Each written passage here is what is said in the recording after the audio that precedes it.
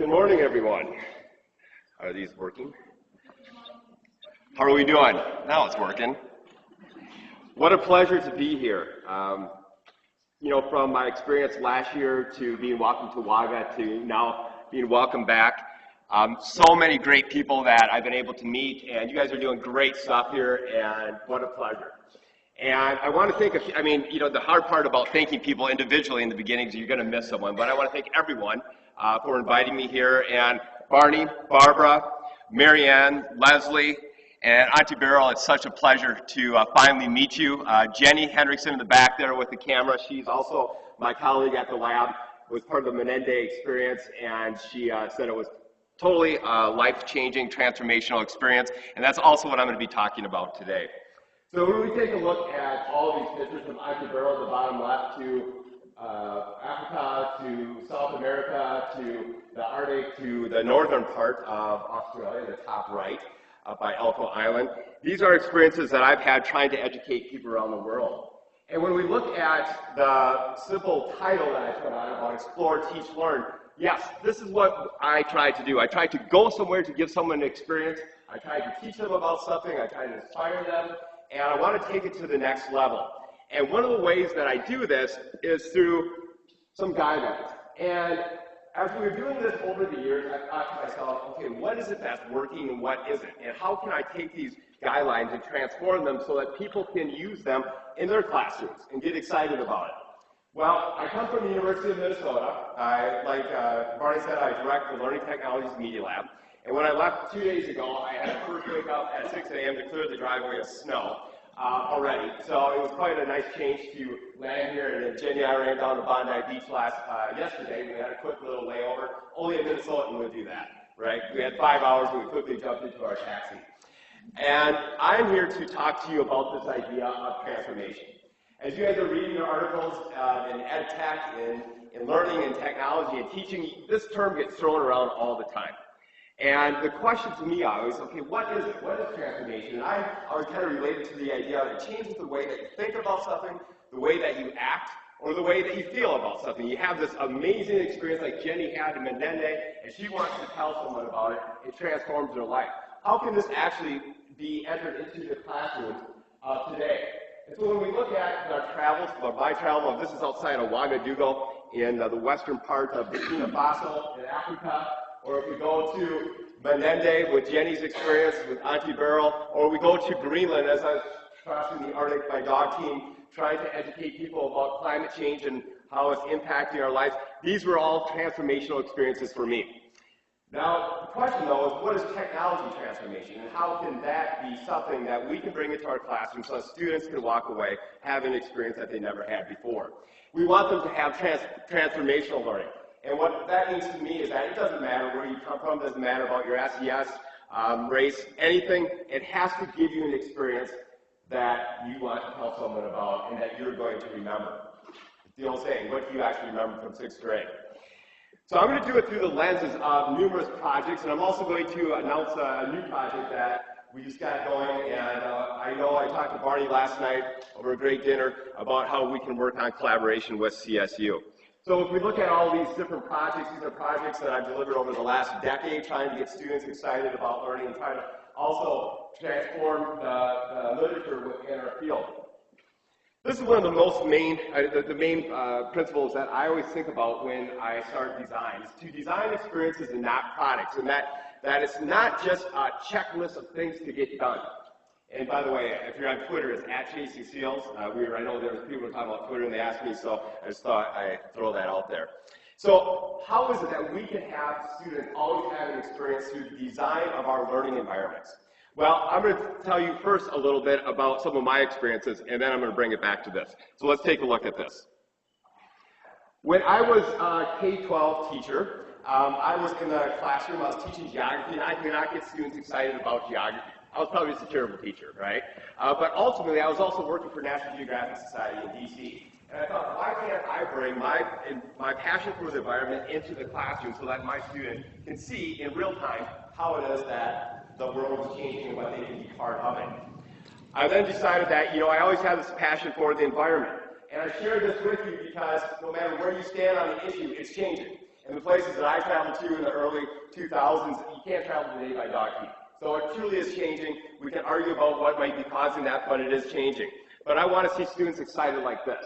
These are students out of California pointing at the Go North project years ago. I wanted them to say, hey, I want to be part of that. In other words, I want to create change and not simply respond to that. And what I mean by that is in educational technology especially, I find many times what people do is that they look at the newest technology and they're trying to figure out how to fit it into a hole that maybe doesn't need anything in there, right? Okay, now there's a whiteboard. It's like when I wrote the last textbook. Oh, we gotta have something on whiteboards because everyone now has a whiteboard, right? Okay, why not look at a solution to a problem that you're dealing with? And I say many people believe this can't happen in education, but I'm here today to tell you that it can. And my dream years ago was to do this adventure learning. I didn't have a term for it, but in 30 seconds, the University of Minnesota cut this video that they've been using at a commercial around the U.S., and here's a little insight to that. I'm Doerring from the U of M. To truly understand our impact on the natural world, you have to experience it firsthand. So this is my classroom. Students from around the world join our team online as we research climate change in the Arctic. Together, we learn about our environment and how our actions can make a difference. So the search continues.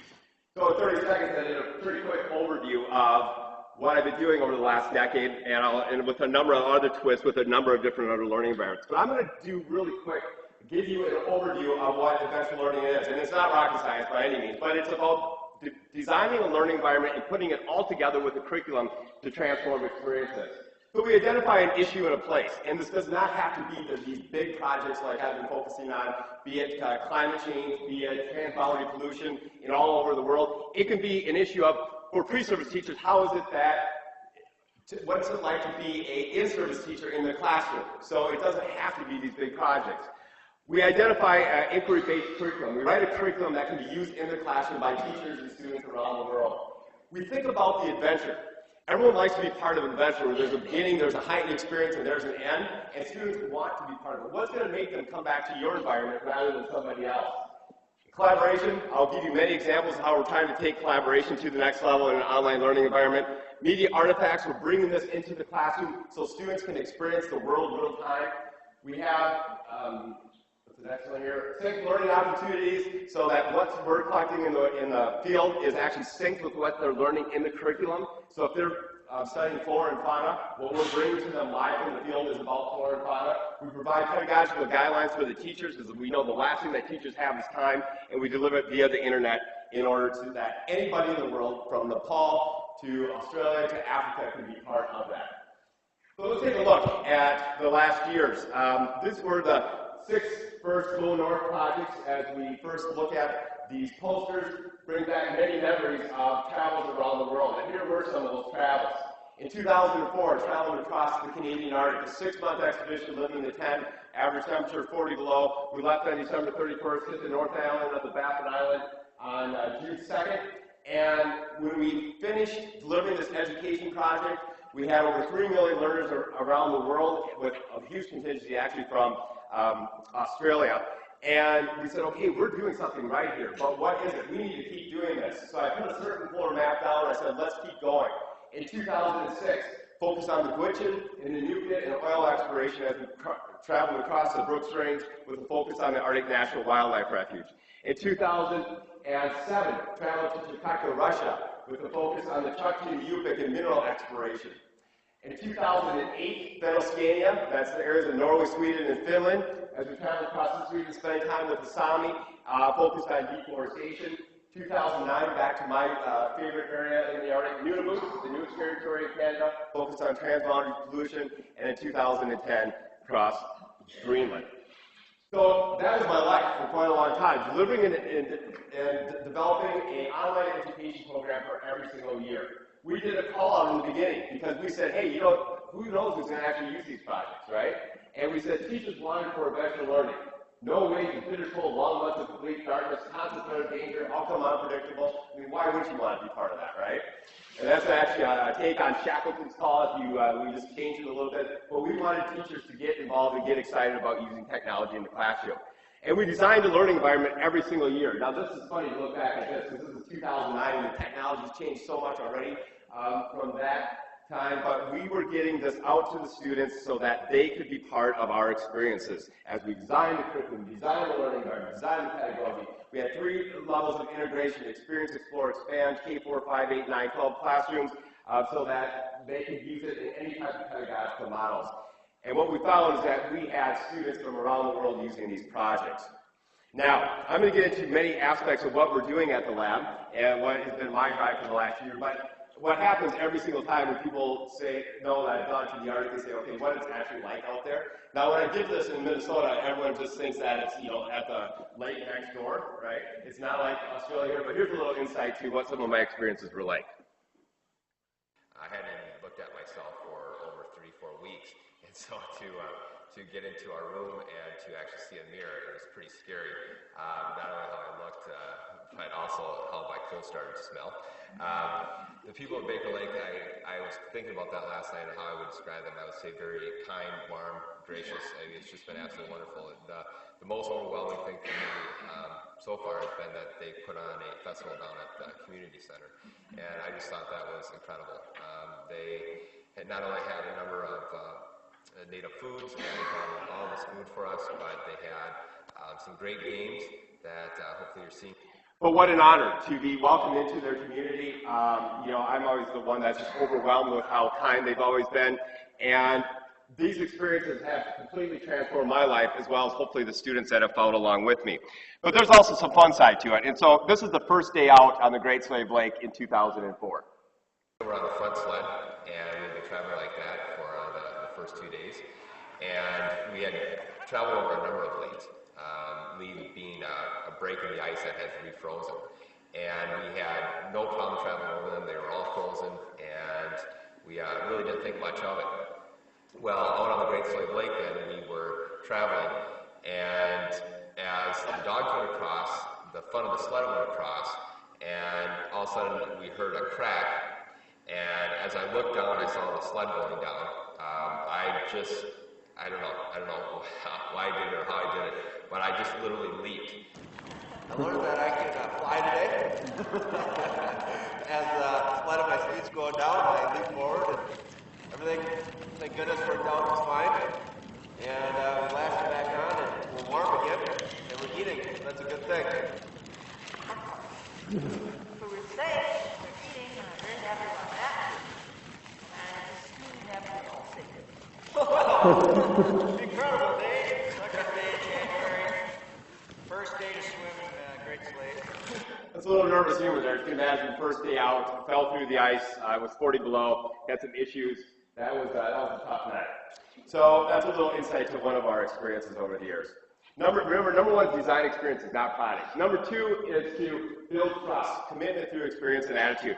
And this is actually, I think, one of the most important ones also, because when we take a look at how it is that content is delivered in face-to-face versus online, think about this. The first thing that student sees in a face-to-face classroom is the instructor. The second thing is the content. And the third is probably the design of the classroom, the pedagogy, whatever it might be. Now think about what it's like today.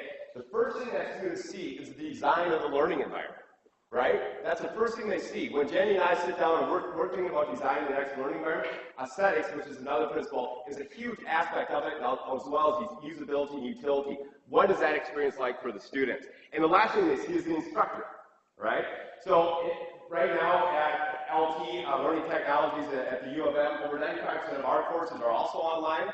And when we think about how to design an environment, this is actually a NING environment, looking at the classroom.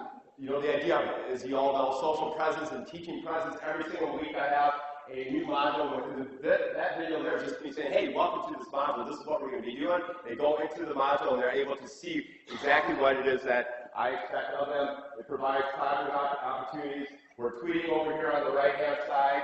All that's coming together to give an experience that students have not had before. Turn this off here. Next one, guide learners as designers. Designing for meaning. This goes back to, we'll go back quite a few years, but back to Jonathan, to the old mind tools approach, where, instead of learning from technology, you're learning with technology. Well, how do we get students to do that? How do we get students to be the designers of their classroom? That constructivist approach that many times doesn't work in the classroom, as we know. I tried to do it to bring in a power of the story, part of the adventure. This picture was taken in Kentucky, Russia, with a reindeer herding group traveling up the coast there. There's only 16,000 of the herders today, and I was able to spend time with them. Again, an amazing experience that I got to share with the students. How do we bring people in through the power of the story, let them be part of the designers? I don't know if you remember this, but this is the Oregon Trail, and it was actually designed at Minnesota. But it was a classic in its day. And it was a classic because people were excited because they could orient where people were going, the kind of experience that they were going to have, and think about that. Now, how do we transcend that to today's world in the sense of giving the learners designers? Well, this leads me to one of my next projects, which was North of 60. North of 60 was the idea that 60 degrees latitude, that is, that we want to, instead of only us collecting the stories of the elders and letting them tell the story, what we wanted them to be able to do, them being the students, is to collect their own stories. So we wanted the students of the Arctic to go out, sit down with the elders, just like my dad is a farmer in southern Minnesota. I still want to sit down and collect his story because, to me, that's one of the most beautiful things. So we designed a learning environment. We designed a learning environment that could be used on really low bandwidth, that allowed people to share. We also gave them a tapestry kit. We called it a tapestry kit. Jenny mailed these out to all the participating schools with directions on how it is that they can capture these stories. We then gave pedagogical guidelines on how to actually use it in the classroom, gave them tutorials, created the videos. Jenny put this together so that we could actually have this tapestry of Arctic voices from around the world. So what students were able to do is that in the upper right-hand corner, you see that they can actually upload their story after capturing it through the iPad or the iPhone, and pretty soon we have this tapestry that is being built. And we look at this, we also provide the lessons and educational resources so that teachers can also use it in the classroom. So not only the students of the Arctic and the teachers of the Arctic, but anyone from around the world. So, as I said, every single day, we're capturing video, we're capturing audio, and we're sharing it with the world. Well, here we are also capturing the video and sharing it real time with the students who came along with us, or who came along with us virtually. But also at this point, we were sharing it with the Weather Channel. So we were cutting these videos together, and here's one of my favorite ones from that time. My name is Doerring, and I am a professor of learning technologies at the University of Minnesota. And I'm also the expedition leader for the North of 60 expedition here in the Canadian Arctic. The mission of this project is to create a tapestry of Arctic voices. The Inuit elders, Chukchi, Yupik, people throughout the entire circumpolar Arctic can share their voices with the world. The interviews that we've been doing are with elders who want to share their stories. They want to have the people in the South to understand how things are changing here. And there's a common strand, there's a common theme that goes throughout, and that theme is that things have changed drastically here within the last 30 years especially. Everyone talks about the sea ice, everyone talks about the new way of life, everyone talks about the two worlds that they have to dance because of the changing climate and thus because of their changing life. My name is Bilal, and I was born in a camp outside Keynote before we were forced to move to the community to go to school. It was the time that the government were just setting up federal residential school system. At the same time, the federal government slaughtered all the dogs across the Arctic. So our parents had no form of transportation for survival. That's why they were forced as well to move to the same location. There's a big change in the climate. It's much warmer in the summer, and the season is getting earlier and earlier. And here, it was normal that the ice is gone late August. And now, last year, we were voting June 22nd. But there are consequences. As we all know, there are always consequences when something abnormal happens in a cycle that's been going on for him. So that's the path we came through. And Billy, the individual who's talking, one of the most respected elders in Kiktarjuak, on the north end of the Baffin Island. It was so kind for him to sit down and actually share his story with us. So we're actually cutting this in the tent, putting it together. That's what it looks like when we're actually traveling. That's the solar panel on top of our pole as we travel from one community to the next, meeting elders along the way. This idea of North of 60, of getting students to share the story, has also been lending itself to the work that I'm doing with you at CSU, with Barbara and all the great groups here about building what we're calling a traditional knowledge network. So here, why does it have to just be in the Arctic? Why can't it be throughout the entire world of people sharing their stories in the way that they want to share them? So from the Menendez experience, as you see here, to the new logo that we just put together, hopefully you like it, I don't know, but we can change it. But we're going to design a learning environment that can transform this idea of people sharing their stories and providing an education like no other. And here's a little clip from the Menendez experience. Beryl, my English name, Beryl Dorothy Nellie was Kelly Cook Carmichael, and my traditional name is Yungadoo, which means the wild turkey. And this is my country that we're sitting on, the Ngimpa country, the Ngimpa nation. And Ngimpa means many languages. And of course the language of my people is Wongaibon, back to front speakers. And I'm one of the last remaining few of the traditional storytellers. And my dad was a great storyteller. He was also a healer and rainmaker, so I'm sort of carrying on his legacy. So we're going to build upon Auntie Beryl's message of being storytellers and letting her tell the story, letting others tell the story, and we just being the mechanism to be able to do that, to get students excited about learning and doing that through the traditional knowledge network.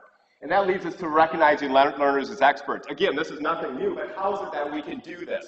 Back in 2006, traveling across the Arctic on the Alaskan side, hit Kaktovik, a whaling community, and we were online sharing the story, getting students involved, and let the teacher up there said, why not let the students tell the story? I said, great idea. They created a blog, and here they were now the experts, sharing their story about what it's like to live in this community. And we know that everyone who comes into our classroom has a story that can be told. So from the days of designing a learning environment that looks like this, where students can upload their story. You're watching the Drew Game. What we're trying to do is give opportunities so that anyone can share their story. This is back in 2006. So you can see the design is much different, but we're still doing that today. That leads us to the idea of letting students also decide for themselves in a way that a professional would today. I used to work for National Geographic. We used to bring teachers in from every single state, including Puerto Rico, to give them training about geography, the teaching, the pedagogy, the technology, GIS in the classroom, geographic information systems. When they went home, we didn't really know the impact of it, and they needed more support. So I wrote a grant and said, let's design a learning environment that students can think like a geographer, and they can do GIS like a geographer. And so here's an environment that's called geothetic. The example here is to build a hospital, one of the best ways is to build a hospital in San Francisco, areas of climate change, areas of avian flu. And we also built it on the idea of what Branford years ago called anchor-based instruction, or what I call situated movies, and that is how can we get students excited about learning. And this is what we did.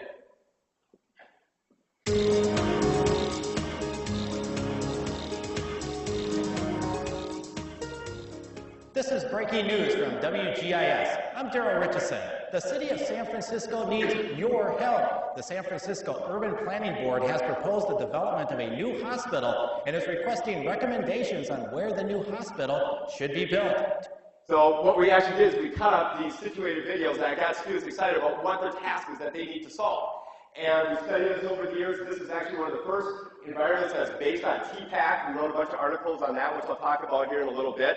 But we had a teacher side and a student side. So a teacher, Sunday night, doesn't know what to teach in the classroom on Monday. They can pick it up, and it scaffolds them into the environment so that students can analyze it. And this one was Google Earth, but they can actually do it in any type of GIS product, be it an ESRI product or whatever it is that you decide, and then they provide a justification after looking at all the different layers of analysis. So it might be population density, liquefaction, earthquakes, obviously, in San Francisco. So all this comes together so students are making a decision for themselves. Leading to number 5, encourage collaboration. How do we do this? How do we do it in a way that's more than just one line of thread to the next one? Okay, read this article and answer my question. okay? And then the students respond, then the students respond, then the students respond. No one really reads each other's, and sometimes we as teachers don't always go in there and read it either, right? Come on, be honest with ourselves, right? And so how is it that we can build a community? And I believe it's at the point where our stories intersect. So we're telling stories together. Well, that gave birth to yet another project, which was Earthication. And Earthication was, again, a response to the idea that, okay, across the Arctic, people are telling these stories, but also I saw this disconnect between education and sustainability, that the students were being educated in this way, but they're still going on the land and they're hunting the caribou, they're fishing Arctic char. How can those two come together so that they're learning what can retain their language and their culture and so on? So we were trying to give a microphone to the people around the world and let them tell the story. Earthication was then a project where we asked to travel to every single continent. These are the ones that we've accomplished so far, from the Arctic to the Amazon to Torres del Paine to Nepal. If you got back from Nepal, all across Australia here, and we have Antarctica left. And we designed a learning environment every single time that was new, that was hopefully better than the last one, to get students excited about it so that they could be part of it. And this was actually the Australia experience here. I probably should show something more remote for you. This is home for you. And every single day we worked on doing updates, sharing the stories, sharing what was going on from our perspective, also building upon the curriculum. And here's a little insight to it. You might get a kick out of it, even though it's home. Yeah.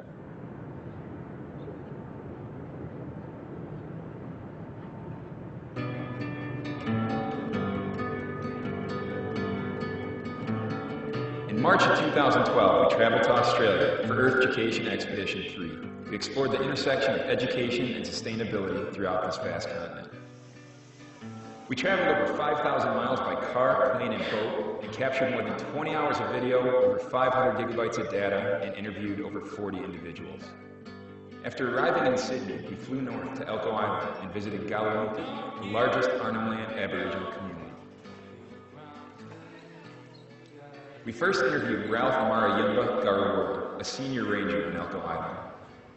My goal is to bring those two worlds and put them in the balance to see the young ones to learn, to have skills. So we traveled across Australia just like we did in many other areas. We cut these videos, we wrote a curriculum, and we let people tell their stories. And here are just some of the elders that we interacted with. Study about your language. If you come around to Arnhem Land of Australia, with the Northern Territory, you're learning to my language. Important thing is so that you can understand my language, my background, where I came from. And you are learning about me. I will learning about you.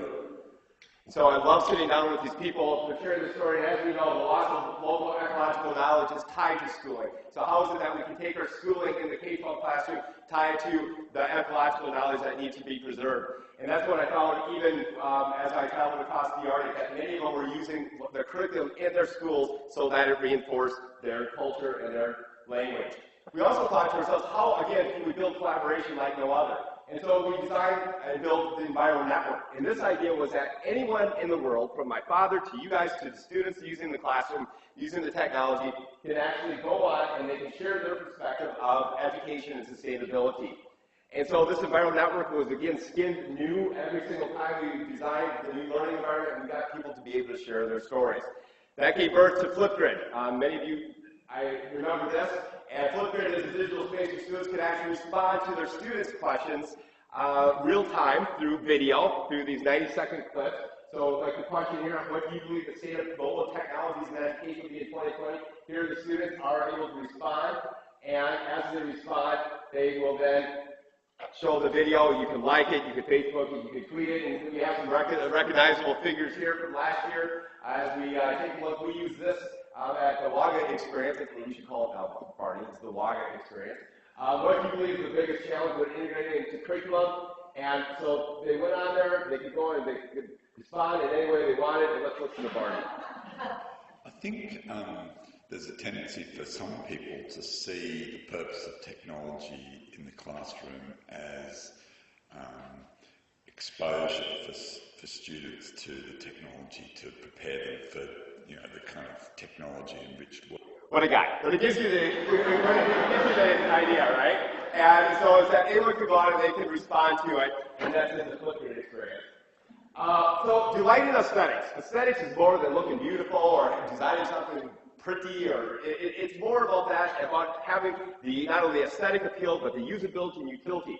Why are students going to want to come back into your environment that you created versus going somewhere else? Doesn't work well, doesn't work like it should. These are things that we always think about when we design our learning environments, and it shouldn't be at the end of the design process, it should be in the beginning of how it is that you can design the experience that they've never experienced before. Inspire the self-narrative, number 7. When you think about a really fun experience that you've had recently, what did you do? You tweeted it, you Facebooked it, you Instagrammed it, you sent a note to your best friend, you sent a text. It's this referencing of the experience that people are talking about what happened to them, and how can we get that to happen in the classroom, right? How can we get students excited about it? And I try to do it through bringing in real-world issues. We want the referencing of the experience, we bring in real-world issues, tie it to the adventure, tie it to what's happening in the classroom. One referencing of the experience that still happens is with my son. This was the first time he actually got out in the snow last year. And that's my wife, and that's Minnesota. Yeah, that's Minnesota. That's what Minnesota looks like all the time. But he's like out there, he's loving it. And even today, he talks about the first time that he was able to reach out and grab that snow. And literally, when I left 2 days ago, he goes, "Daddy, can I go play in the snow?" He just absolutely loves it, always referencing the experience. Here's another example that we try to bring in to build an experience, and this is from Nepal.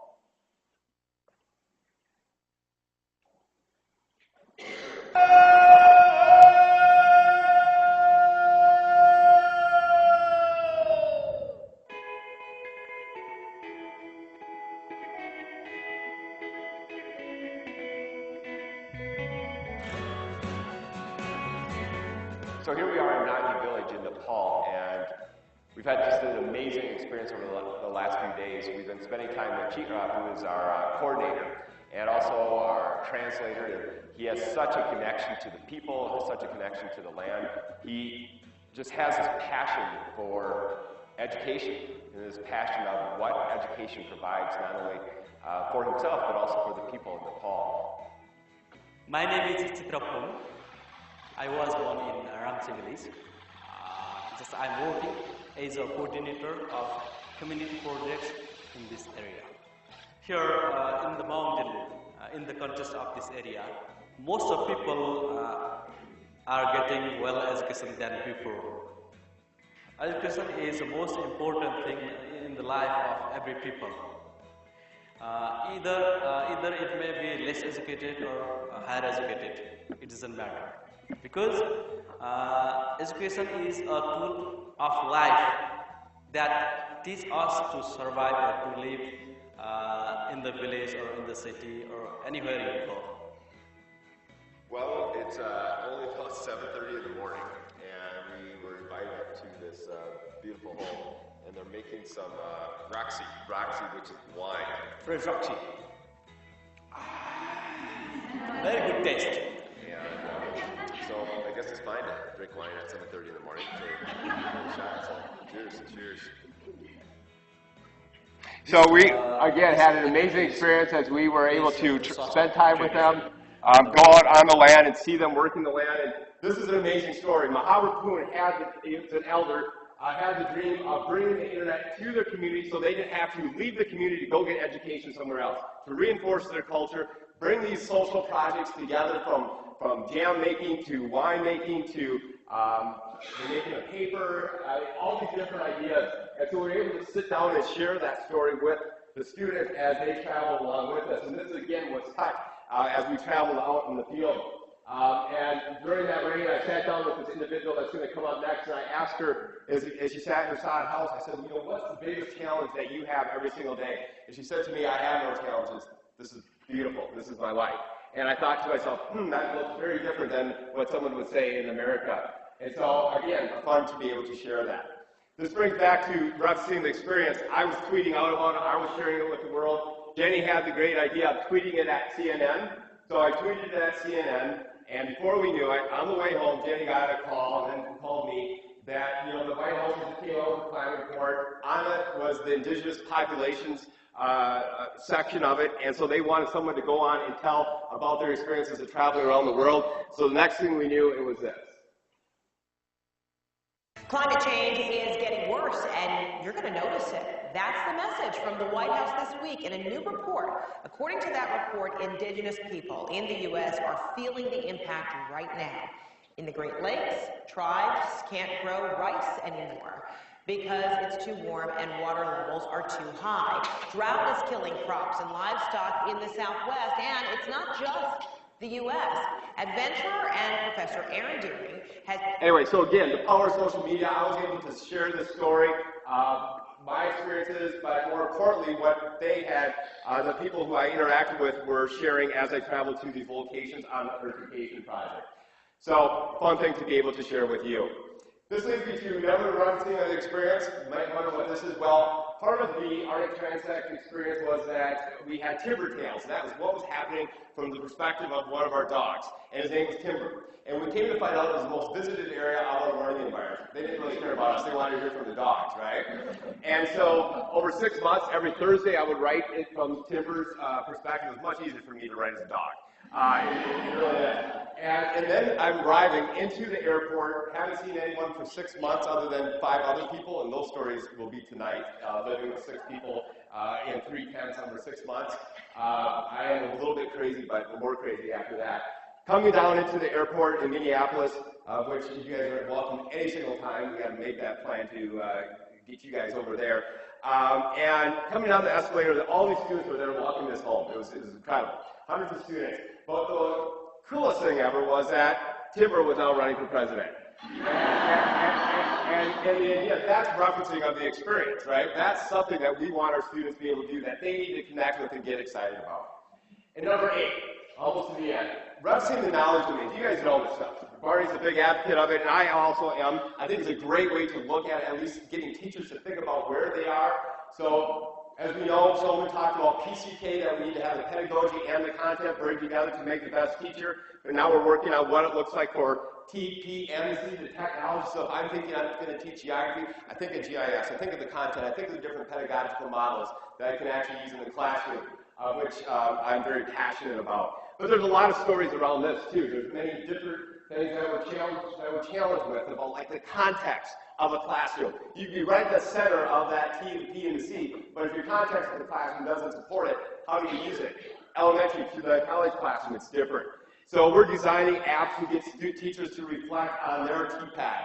We've done a number of different evaluations, but that's a tough part of TPAC, is getting teachers to really understand where they are and having the experts take a look at it for evaluation and so on. But this always goes into every single design of our learning environment, just like geophonics, I said, that if a teacher doesn't know pedagogy, doesn't know the content, doesn't know the technology, we gave them video instructions, we gave them everything that we possibly could to scaffold them. Number 9, innovate for change. Well, I always said, and you guys know this too, you have to be given the license to fail, you have to be given the opportunity to try new things. When we take a look at these quotes, motion picture is destined to revolutionize our education system and supplant the textbooks. Did that happen? No. The computer is a catalyst of deep radical change in the educational system. I would say we're getting closer, but that was Seymour Papert in '84. Education over the internet is going to be so big it's going to make email usage look like a rounding error. I don't know about that. So we have to take risks, and we have to be able to get out there. And here's one of my favorite little commercials that you may have seen, but really looks at being innovative.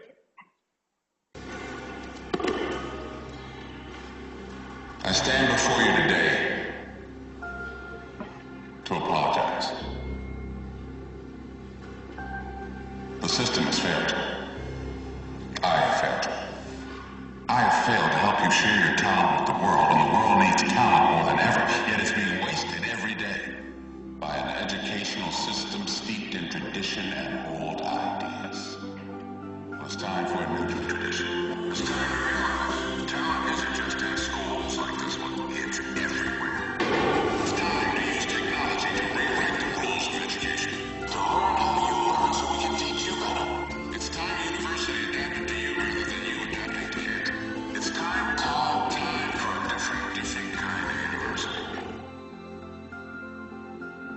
It's your turn. That just give you shivers every single time.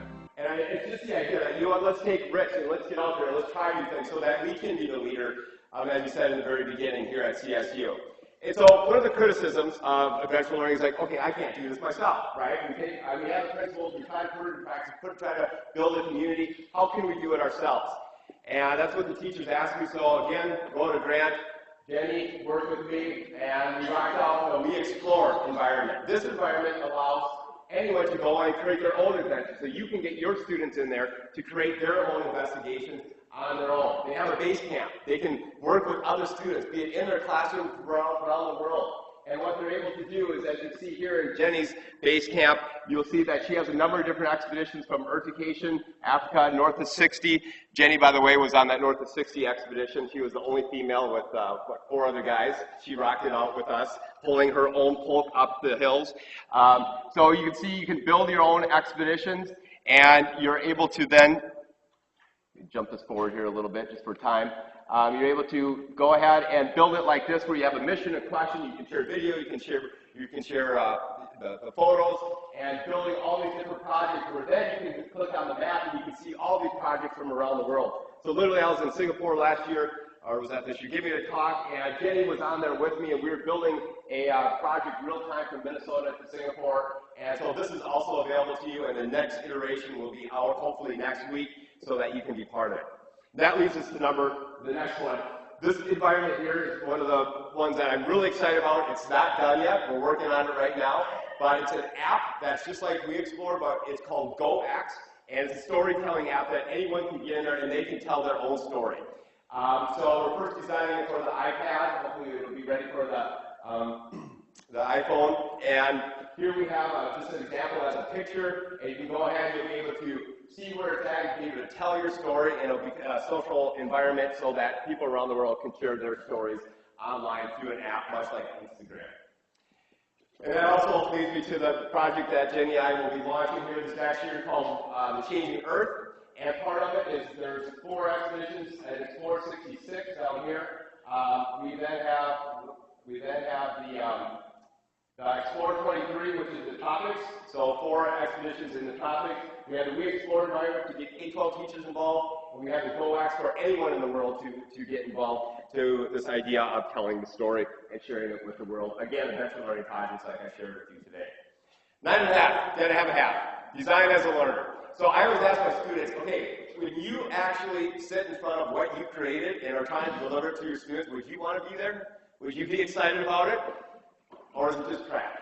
I mean, really, are we doing a good job with this or not? And so that's the story that I ask my students, is to really think about what would you like, if you were sitting in front of it, would you like to be part of it? Like it says here, it's a miracle curiosity survives formal education, right? We have to get students excited about it, and we have to think about the way that we design. Here, they asked me what I wanted for lunch, and I said chicken, and we had fresh chicken. It's a good thing I grew up on a farm where we could go and butcher chickens. My mother literally last week was butchering ducks and geese.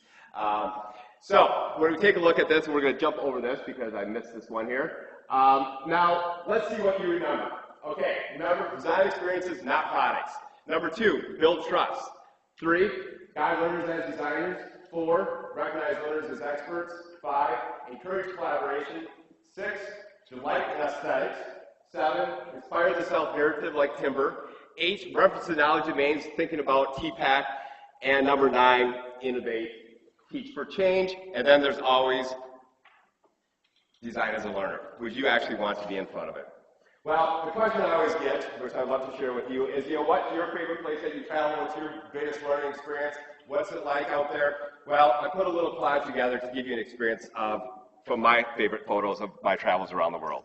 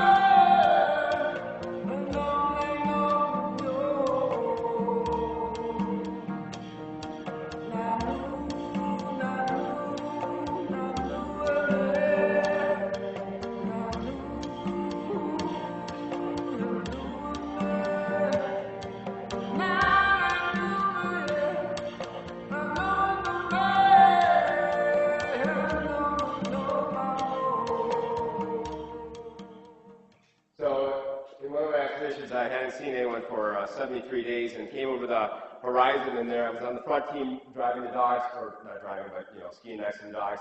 And there was this lighthouse coming over the horizon. It was a snow machine, a snowmobile. And I was so excited because you have that attractive to the community. And number two, you're going to have heat. You can go to the actual bathroom, right? And I got out and I skied towards the elder, and I reached my arm out and I said, "I'm so excited to meet you." I said, "My name is Aaron Doerring." He goes, "I know who you are. I recognize your voice from the internet." And that was in the middle of the Arctic. That was in 2004. They were using the curriculum that we were developing so that they could reinforce the culture of their people. And that was just a huge honor to be there. And so as I sit here with my butt ups looking down at the ice, trying to figure out where I'm going to go next in my work, that's my challenge to you, is how can we actually inspire the next generation of learners with technology and education. And that's a challenge that we have together. And I'm really, really honored to be able to be here with you today. So thank you again for inviting me. I hope you enjoyed it. I look forward to our collaborations in the future. So thank you.